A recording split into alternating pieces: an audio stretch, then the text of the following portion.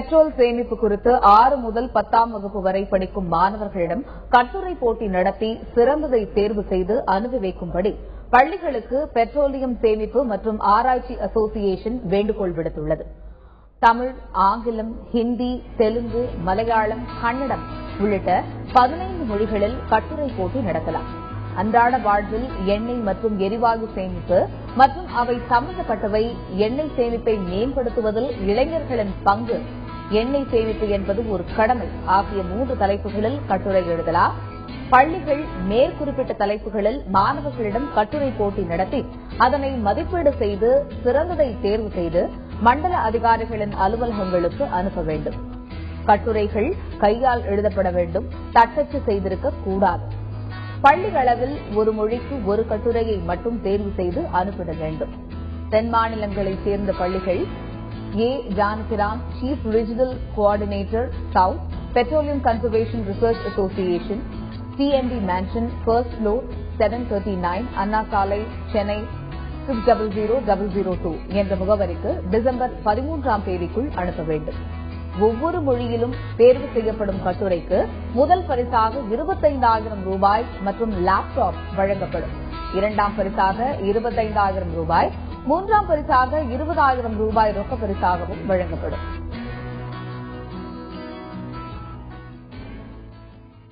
தேசிய அளவிலான கல்லூரி மாணவர்களின் ராகிங் புகார்களில் தமிழ்நாடு 5ஆம் இடம் வகிப்பதாக பல்கலைக்கழக மானியக் குழு தெரிவித்துள்ளது.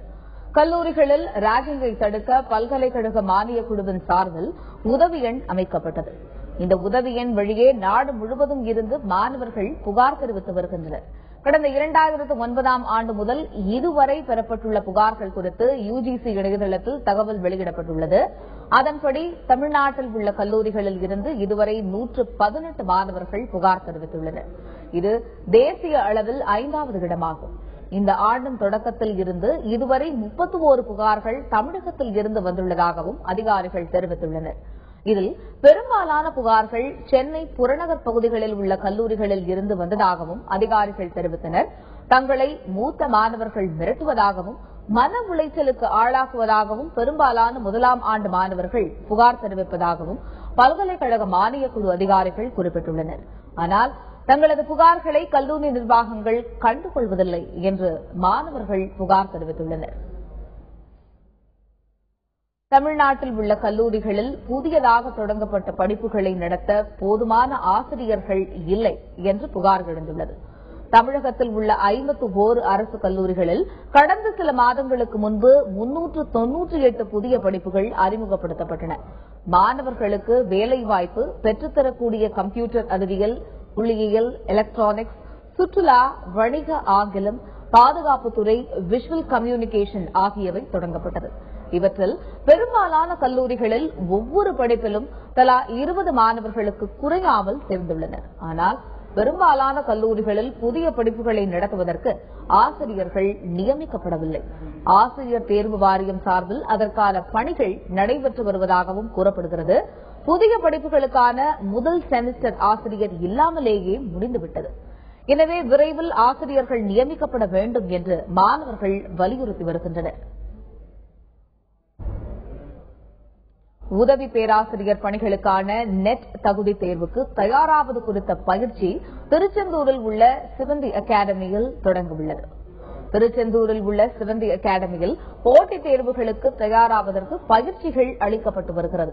அந்த வகையில் கல்லூரிகளில் உதவி பேராசிரியர்கள் பணியிடங்களில் சேருவதற்கான நெட் தேர்வு எழுதுவதற்கு பயிற்சி அளிக்கப்பட்டு வருகிறது. பல்கலைக்கழக மானியக் குழு நடத்தும் இந்த ஆண்டிற்கான நெட் தேர்வு டிசம்பர் 29ஆம் தேதி நடைபெறவுள்ளது. இதற்கான பயிற்சி கடந்த 20ஆம் தேதி தொடங்கியது. ஏராளமான மாணவர்கள் பயிற்சி பெற்று வருகின்றனர் என்பது குறிப்பிடத்தக்கது. இங்க வந்து டீச்சிங் ஆப்டிடியூட்ல இருந்து மேத்தமேட்டிக்கல், லாஜிக்கல் ரீசனிங், அது மட்டும் இல்லாம இங்கிலீஷ், அதுக்கப்புறம் வந்து மற்ற சப்ஜெக்டும் எப்படி எப்படி எழுதுறது, அதுக்குண்டான கோச்சிங் கிளாஸ் நடந்துட்டு இருக்கு. எப்படி வந்து சக்சஸ்ஃபுல்லா எழுதலாம் அந்த எக்ஸாமினேஷன் அப்படிங்கிற வழிமுறையும் சொல்லி கொடுத்துட்டு இருக்காங்க. கல்லூரியில் உதவி பேராசிரியர் பணிபுரிவதற்கு சில எஜுகேஷனல் குவாலிபிகேஷன் கிரைட்டீரியா வச்சுக்கிறாங்க. அது எப்பன்னா 11/7/2009 பிறகு வந்து கல்லூரியில உதவி பேராசிரியராக பணிபுரிவதற்கு வந்து மாஸ்டர் கோர்ஸ் முதுகலை பட்டம், அதனுடன் SLET state level eligibility test அல்லது நேஷனல் எலிஜிபிலிட்டி டெஸ்ட் என்பதான அந்த தகுதி தேர்வுகளை தேர்ச்சி பெற வேண்டும். வெற்றி படிக்கட்டு நிகழ்ச்சியின் அடுத்த பகுதியாக தெளிவுபட பகுதிக்கு செல்லலாம்.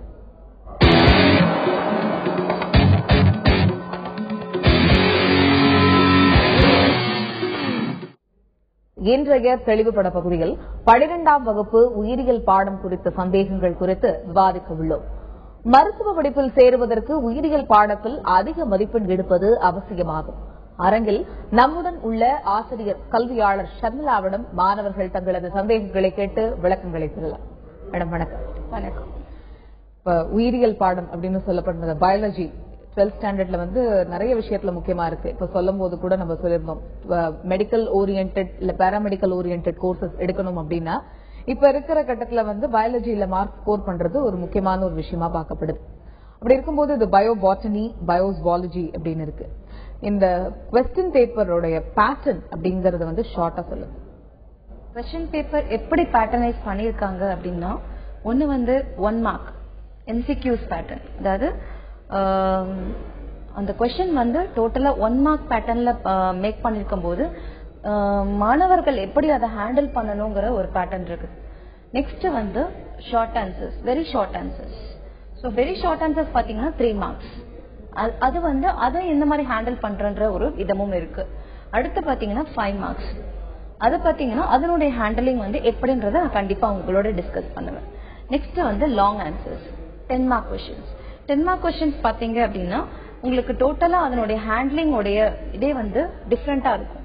அது எப்படி ஹேண்டில் பண்ணணும், எப்படி படிக்கணும், எல்லா ஒரு முறைகளும் நம்ம இப்ப டிஸ்கஸ் பண்ணலாம்.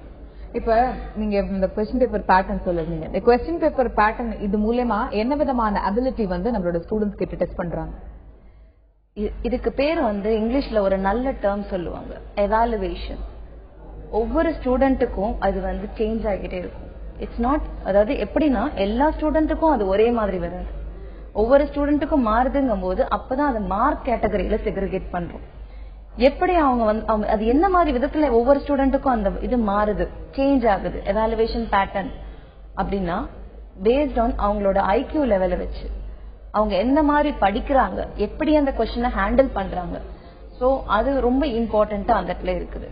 சோ இது அவருடைய எக்ஸ்போஷர், வெளியில பார்க்கக்கூடிய விஷயங்கள், சமுதாயத்துல பார்க்கக்கூடிய விஷயங்களும், ஆசிரியர்களோட பங்களிப்பும், பெற்றோர்களுடைய பங்களிப்பும் ரொம்ப இருக்குது.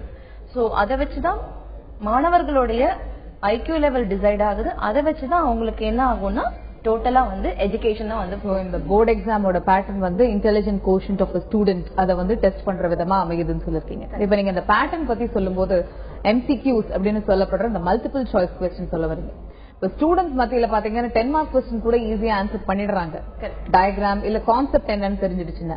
ஆனா 1 மார்க் கொஸ்டின் ஆன்சர் பண்றது, இந்த அப்ஜெக்டிவ் டைப்னு சொல்லப்படுற கொஸ்டின் ஆன்சர் பண்றது ரொம்ப டஃபஸ்ட் டாஸ்கா பார்க்கப்படுது. எவ்வளவு ஈஸியா இந்த அப்ஜெக்டிவ் டைப் கொஸ்டின், முக்கியமா பயாலஜில botany as well as zoology இடத்துல எவ்வளவு யூனிட்ஸ் இருக்கு, இதை எப்படி அவங்க 1 மார்க் கொஸ்டினுக்கு ப்ரிப்பேர் பண்ணணும்னு சொல்லுங்க. ஜுவாலஜில 7 யூனிட்ஸ் இருக்கு, பாட்டனில 6 யூனிட்ஸ் இருக்கு. இதுல மெயினா கஷ்டம்னு ஃபீல் பண்றது பாத்தீங்கன்னா 1 மார்க் கொஸ்டின் MCQs தான் மாணவர்கள் ரொம்ப கஷ்டப்படக்கூடியதுங்கிறது இதுலதான். இதை ஹேண்டில் பண்ணக்கூடிய விதங்கள் எப்படி இருக்குன்னா, நம்ம மெயினா நம்ம மாணவர்களுக்கு ஒரு மக்கப்பிங் ஹேபிட் ஒண்ணு இருக்குது. சோ யூசுவலா அந்த மக்கப்பிங் ஹேபிட் இருக்கிறதுனாலதான் அந்த 1 மார்க் கொஸ்டின்ஸ் அவங்க புரியுதோ புரியலையோ மக்கப் பண்ணிடுறாங்க. அதே மாதிரி அந்த நம்ம பொறுத்த வரைக்கும் எந்த ஒரு மனுஷங்களுக்கும், லிவிங் பீயிங்க பொறுத்த வரைக்கும் மக்கப்பிங் கெப்பாசிட்டி நம்ம கிட்ட கிடையாது. நம்ம கிட்ட இருக்கிறது நினைவாற்றல தூண்டக்கூடிய மெமரி கெப்பாசிட்டி இருக்குது. இந்த மெமரி கெப்பாசிட்டிக்கு என்ன வழி, அந்த டெக்னிக் என்ன, அதை நம்ம தெரிஞ்சுக்கிட்டு எப்படி படிக்கணும்ன்ற ஒரு விதம் இருந்ததுனாதான் அந்த 1 மார்க் அண்ட் 3 மார்க்ஸ் ஹேண்டில் பண்ண முடியும். ஏன்னா இருக்கிறதுலயே அதிகமா நம்ம மார்க் ஸ்கோர் பண்ணணும்னா அதுவும் அதனாலதான் கம்மியா ஸ்கோர் ஆகுறதுனாலும் 1 மார்க் அண்ட் 3 மார்க்ஸ் தான். Say for example, sorry to interrupt. Say for example, இப்ப taxonomy அப்படிங்கிற ஒரு டாபிக் இருக்கு, botany அப்படின்னு சொல்லும் போது taxonomy அப்படின்னா உங்களுக்கு நிறைய விஷயங்கள் இருக்கு, அதுல நிறைய கிளாசிபிகேஷன்ஸ் இருக்கு. இப்ப எவ்வளவு ஈஸியா அந்த அதுல இருந்து வர ஒரு 1 மார்க் கொஸ்டின் ஆன்சர் பண்றது, அந்த ஒரு யூனிட்ல எப்படி படிச்சாங்கன்னா அந்த 1 மார்க் கொஸ்டின் ஆன்சர் பண்ண முடியும். taxonomyல இருந்து எவ்வளவு 1 மார்க் கொஸ்டின் எக்ஸ்பெக்ட் பண்ணலாம்? டாக்ஸானமி பாட்னில பாத்தீங்க அப்படின்னா மெயினா வந்து அந்த டாக்ஸானமில நிறைய அந்த டேர்ம்ஸ் இருக்கும். பயாலஜிக்கல் டேர்ம்ஸ் வந்து படிக்கிறது தான் மாணவர்கள் ரொம்ப கஷ்டப்படுறாங்க. சோ அதுல வந்து பாத்தீங்க அப்படின்னா மெயினா அந்த டாக்ஸானமில இருந்து கண்டிப்பா நம்ம எக்ஸ்பெக்ட் பண்ணக்கூடிய क्वेश्चंस எப்படியும் ஒரு 6 क्वेश्चंस நம்ம எக்ஸ்பெக்ட் பண்றோம். 6 to 10 क्वेश्चंस நம்ம எக்ஸ்பெக்ட் பண்றோம். இதுல வந்து மெயினா 1 மார்க்ல வந்து பாத்தீங்க அப்படின்னா அதுல இருக்கக்கூடிய words and terms, for example அதோட கிளாசிபிகேஷன்ல பார்க்கும்போது பாட்டனில பொறுத்த வரைக்கும் அந்த கிளாசிபிகேஷனை எந்த மாதிரி படிக்கிறோங்கிறது ஒண்ணு இருக்கு. அது வந்து கஷ்டமா இருக்கும். ஒவ்வொரு கிளாஸ் இருக்கும், ஒவ்வொரு கிளாசிபிகேஷன் இருக்கும். அந்த கிளாசிபிகேஷனை எழுதி அதனுடைய டோட்டல் திங்ஸை வந்து அப்படியே டயக்ராமேட்டிக்கா இமேஜினேஷனோட அந்த இது வந்து நீங்க டிரா பண்ணி படிக்கும் போது கண்டிப்பா உங்க நம்ம மெமரியில நிக்கும்.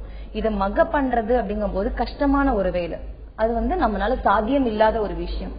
இதே ஒரு ஜுவாலஜில பாத்தீங்க அப்படின்னா ஃபார் எக்ஸாம்பிள் ஹியூமன் பிசியாலஜி, அதுல பாத்தீங்க அப்படின்னா மனித உடல் கூறுபாடுகள் அதை பத்தி படிக்கக்கூடிய விஷயங்கள். அதுல வந்து மெயினா பாத்தீங்கன்னா 35% பாத்தீங்க அப்படின்னா அதுல வந்து நமக்கு क्वेश्चन வரும். இதுல வந்து ஃபார் எக்ஸாம்பிள் பாத்தீங்க அப்படின்னா ஹியூமன் பிசியாலஜி பத்தி இன்னும் நிறையவே பேசலாம். முக்கியமா நிறைய क्वेश्चंस இருக்கு அந்த அப்ஜெக்டிவ் டைப்ல. ஒரு நேயர் இணைந்திருக்கிறார், அவரிடம் பேசலாம். சுரேஷ் என்கிற நேயர் காத்திருக்கிறார், சேலத்தில் இருந்து, அவரிடம் பேசலாம். சுரேஷ் வணக்கம், வெற்றி படிக்கட்டு நிகழ்ச்சிக்கு உங்களை வரவேற்கிறோம். சொல்லுங்க உங்களுடைய கேள்வி என்ன? வணக்கம் சுரேஷ், உங்களுடைய கேள்வி என்ன சொல்லுங்க.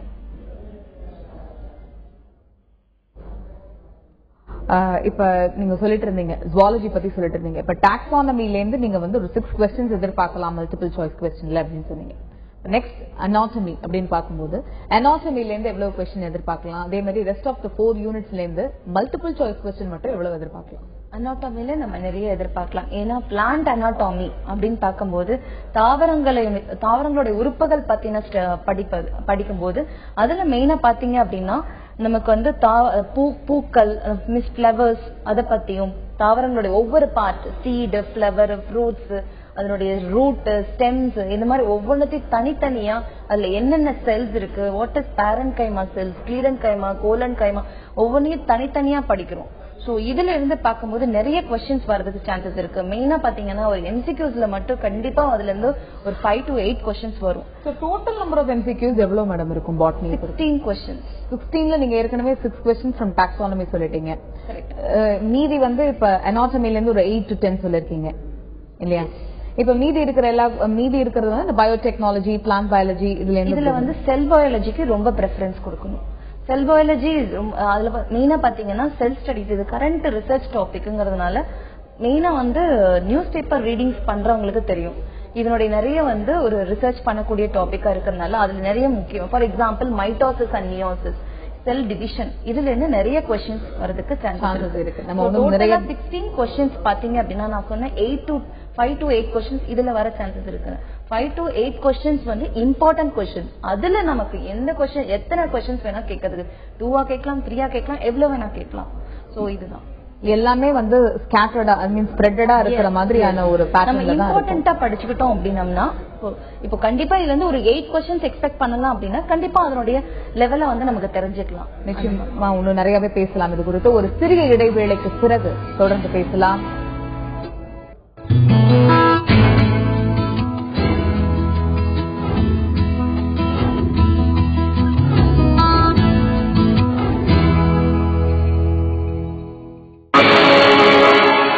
வித்யாபதி, இன்னும் நீ பூஜைக்கு செல்லவில்லையா? ஏய் லூசு, நான் வித்யாபதினால ஹோமியோபதி டாக்டர் ராமராஜ். வந்து விட்டது எவரெஸ்ட் வாட்டர் ஹீட்டர், 7 வருட 10 கேரண்டி மற்றும் அழகான ஸ்டூடண்ட்ஸ்க்கு வந்து 5 மார்க்ஸ் அண்ட் 10 மார்க்ஸ்ல வந்து உங்களுக்கு அந்த பாயிண்ட்ஸ் வந்து ஸ்டேட்மெண்ட் வைஸ்ல எழுதுறாங்க ஒவ்வொரு லைன் பை லைனும். இதுல 1 மார்க் அண்ட் 3 மார்க்ஸ்ல பாத்தீங்க அப்படின்னா அதுதான் வந்து டு த பாயிண்ட் எழுதணும் ஆன்சர். அப்போ பையன் வந்து படிச்சு புரிஞ்சுக்கிட்டான்னா அந்த ஆன்சரை ஹேண்டில் பண்ண முடியும்.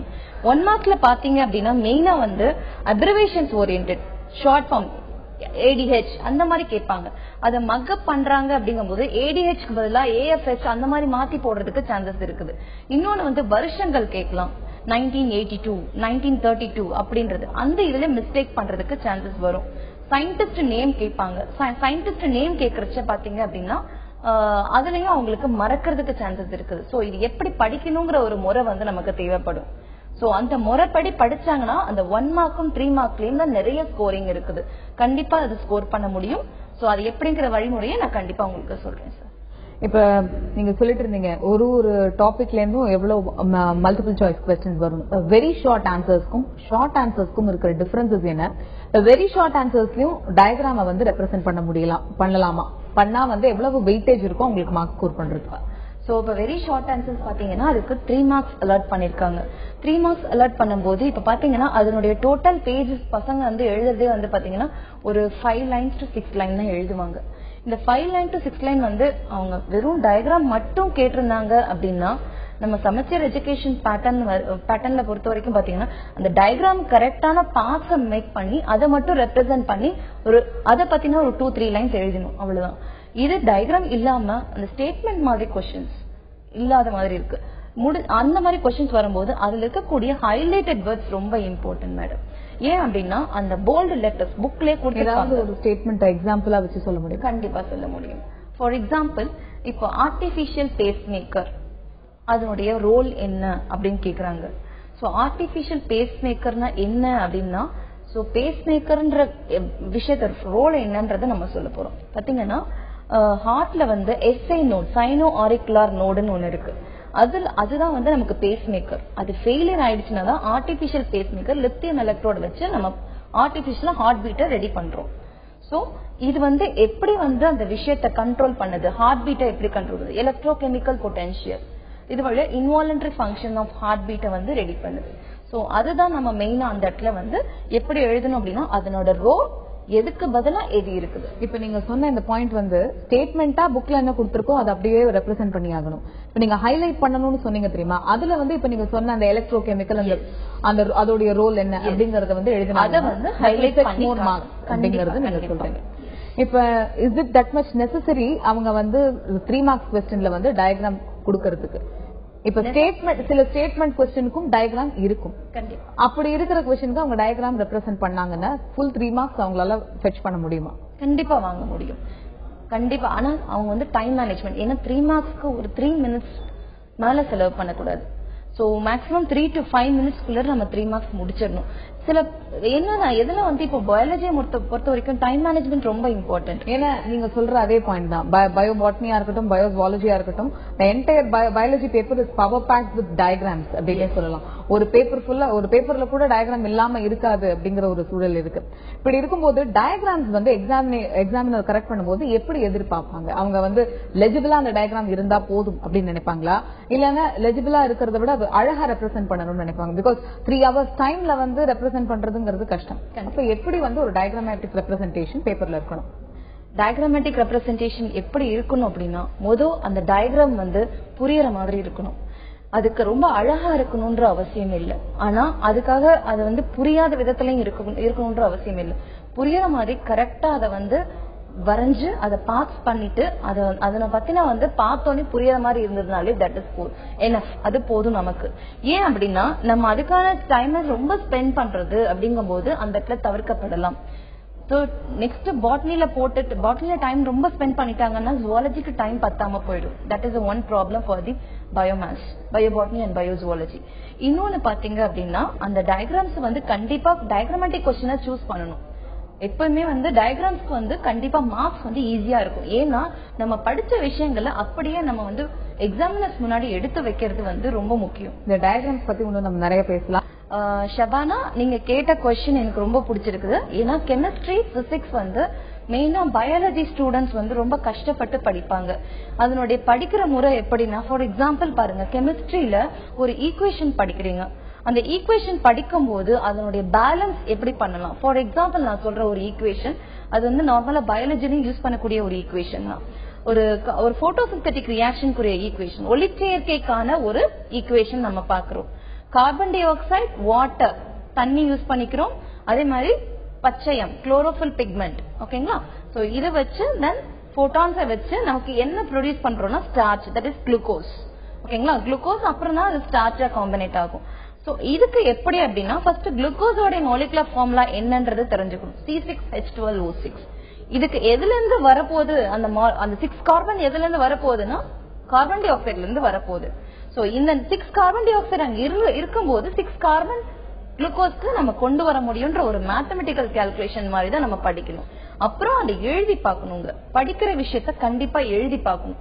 ஏன் எழுதக்கூடிய விஷயங்கள், எதுக்கு எழுதுறதுக்கு அவ்வளவு பவர் இருக்குன்னு நான் சொல்றேன் அப்படின்னா, யூசுவலா நம்ம எல்லாருமே லிவிங் பீயிங் தாங்க. எல்லாருக்கும் மக்கப்பிங் கெப்பாசிட்டி கிடையாது. பிசிக்ஸ்க்கும் அதேதான், பயாலஜிக்கும் அதேதான். மக்கப் பண்றது நம்மளால முடியாது. மெமரி கிட்ட நம்ம கிட்ட மெமரி பவர் இருக்கு. அந்த மெமரி பவரை எப்படி நமக்கு டெக்னிக் தெரிஞ்சுக்கணும், எப்படி மெமரி பண்ணலாம் அப்படின்றது. மெயினா பாத்தீங்கன்னா நம்ம பிரெயின்ல நிறைய பிளேஸ் இருக்கும்.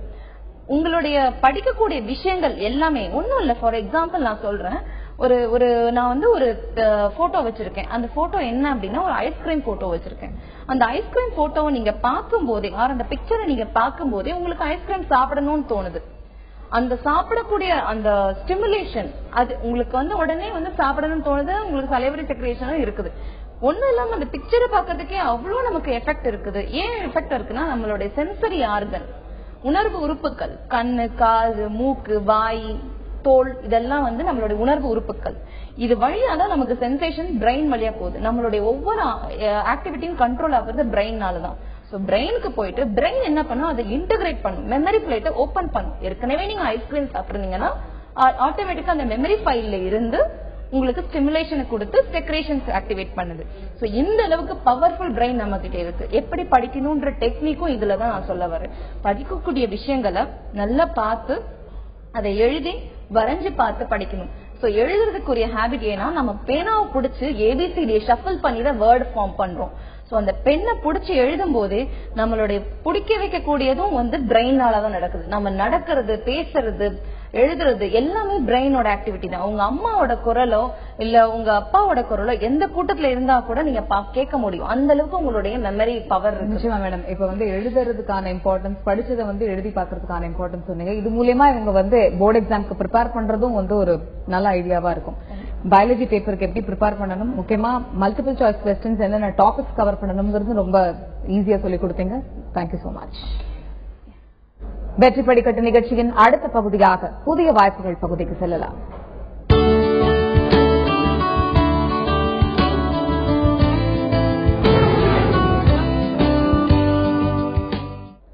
எண்ணெய் மற்றும் இயற்கை எரிவாயு கழகத்தின் சார்பில் சிறப்பு வல்லுநர் பதவிக்கு 27 பேர் தேர்வு செய்யப்பட உள்ளனர்.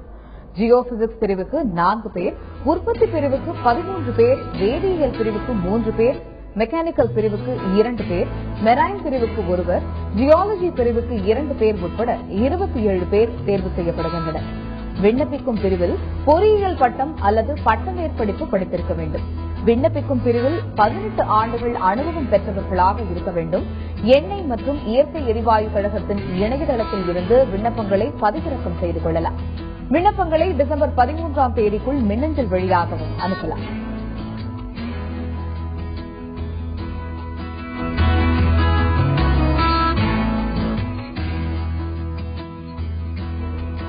இத்துடன் இன்றைய வெற்றி படிக்கட்டு நிகழ்ச்சி நிறைவு பெறுகிறது. தொடர்ந்து இணைந்திருங்கள் தந்தையுடன்.